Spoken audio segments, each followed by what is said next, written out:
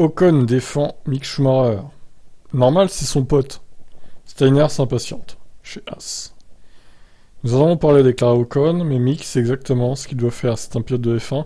Il a beaucoup de talent et n'a donc pas du tout besoin de mes conseils. Le tarmac était un désastre complet, parce que nous ne pouvions pas doubler dessus. Mick a touché Sébastien en partie, parce que vous ne pouviez pas attaquer de l'intérieur.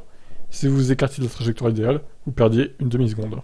Steiner, directeur de Haas, a troqué sa patience contre un premier avertissement à l'encontre de ses pilotes. Malgré un bon résultat de saison, son équipe pointe 8ème du championnat.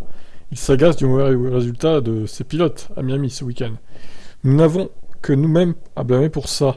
Nous devons exploiter notre potentiel. Nous ne pouvons pas toujours dire qu'il y aura une autre course le week-end prochain, car à un moment donné, la saison sera terminée et nous attendrons toujours le 24e Grand Prix. C'est pas fou.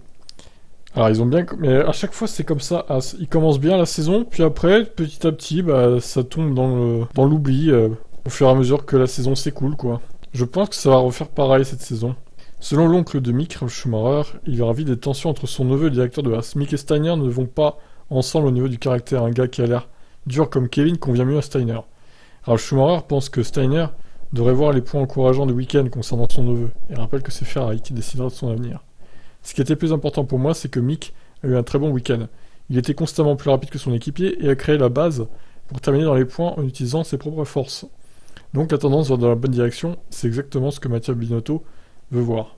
Oui, je suis d'accord, sauf que si à chaque fois il gâche ses chances de points par des bêtises, il en marquera jamais et du coup, qu'il fasse un bon week-end, ok, mais qu'il n'y ait pas de points derrière, c'est un peu dommage quand même. Surtout quand c'est sa faute et que c'est pas un problème technique. Bon, à voir, je pense quand même que Mick Schumacher entrera dans les points cette saison. S'il n'y arrive pas, franchement, dehors quoi, à un moment donné, c'est bon quoi. Sachant que la voiture est capable de marquer des points. Quand même. Encore. Allez, je vous laisse réagir. Ciao.